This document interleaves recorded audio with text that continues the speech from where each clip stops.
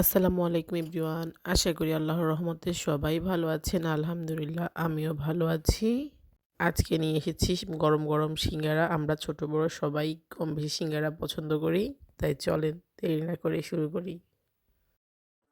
সিঙ্গারা বানানোর জন্য আমার লাগতেছে ২ কাপ আটা, ১ চামচ কালো জিরা ও স্বাদমতো লবণ। শুকনো উপকরণগুলো হাত দিয়ে মিশিয়ে নিচ্ছি। তারপর দিয়ে দিচ্ছি 1/4 কাপ রান্নার তেল। তেলের সাথে শুকনো উপকরণগুলো ভালোভাবে মিশিয়ে নিব।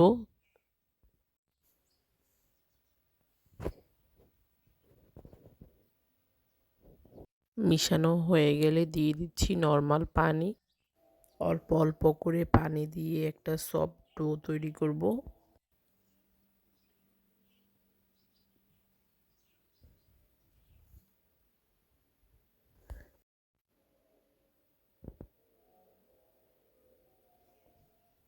এবার ডোটাকে একটা শুকনো উপকরণ দিয়ে রেস্টে রেখে দিব। এ ফাঁকে আমরা পুরটা তৈরি করব। পুরের জন্য আমি ৩-৪টা মাঝারি সাইজের আলু চৌকো করে কেটে নিয়েছি। ২ টেবিল চামচ রান্নার তেলের মধ্যে ১ টেবিল চামচ পাঁচফোড়ন ও একটা তেজপাতা দিয়ে দিয়েছি। যখন একটা সুন্দর গন্ধ আসবে তখন দিয়ে দিচ্ছি বড় সাইজের একটা পেঁয়াজ কুচি করে। পেঁয়াজটা নরম হয়ে আসলে দিয়ে দিচ্ছি 1/2 চা চামচ আদা বাটা, 1/2 চা চামচ রসুন বাটা। আদা রসুন দিয়ে ভালোভাবে একটু নেড়ে নিব। এরপর একটু পানি দিব, যেহেতু এখন গুঁড়া মশলা দিব, না হলে লেগে যাবে। দিয়ে দিচ্ছি 1/2 চা চামচ জিরার গুঁড়া, 1/2 চা চামচ ধনিয়ার গুঁড়া, 1/2 চা চামচ হলুদের গুঁড়া, 1/2 চা চামচ মরিচের গুঁড়া।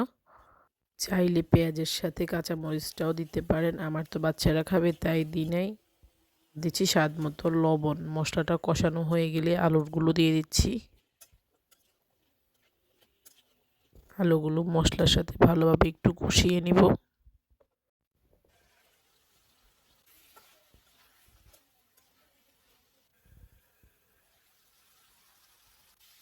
কষানো হয়ে গেলে দিয়ে দিচ্ছি পানি। আলুটা সিদ্ধ হতে যতটুকু পানি লাগে আর কি। ঢাকনা দিয়ে ঢেকে পানিগুলো শুকিয়ে নিব। পানিগুলো শুকিয়ে আসলে চামচের মাথা দিয়ে আলুগুলোকে একটু ভেঙে দিচ্ছি। আর দিয়ে দিচ্ছি ধনিয়া পাতা। তারপর ভালোভাবে নেড়েচেড়ে ২-৩ মিনিট রেখে চুলাটা বন্ধ করে দিয়েছি।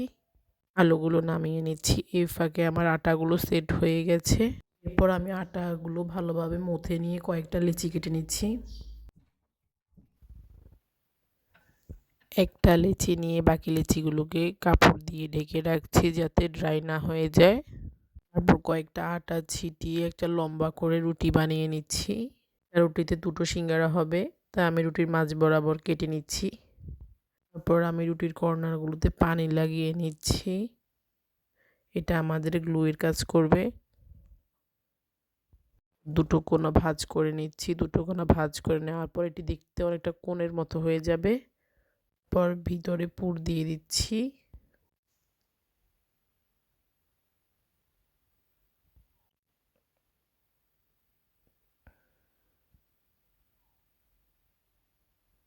পুর দেওয়া শেষ হয়ে গেলে আমি কর্নারগুলোতে আবার ভালোভাবে পানি লাগিয়ে দিচ্ছি। তারপর আমি মুখটা বন্ধ করে দিব। আমি একটা কর্নার এনে এই কর্নারের সাথে হাত দিয়ে চেপে চেপে দিচ্ছি। তারপর যে বাকি অংশটা ওটাকে ওই আরেকটা কর্নারের সাথে নিয়ে চেপে দিব। তাহলে মুখটা বন্ধ হয়ে যাবে এবং আমাদের একটা সিঙ্গারা তৈরি হয়ে যাবে।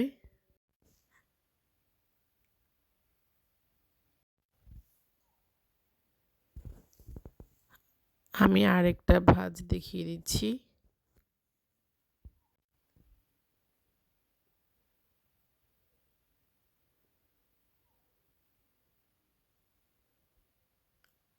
আপনারা চাইলে এই সিঙ্গারাগুলো ফ্রোজেনও করতে পারেন।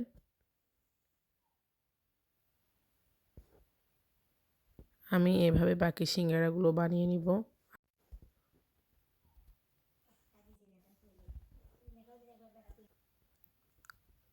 তারপর ডুবো তেলে সিঙ্গারাগুলোকে লাল করে ভেজে নিব।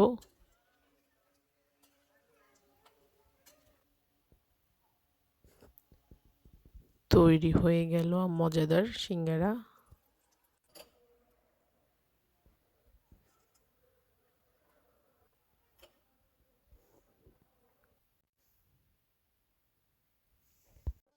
সবাই ট্রাই করবেন, কেমন হয়েছে কমেন্ট বক্সে অবশ্যই জানাবেন।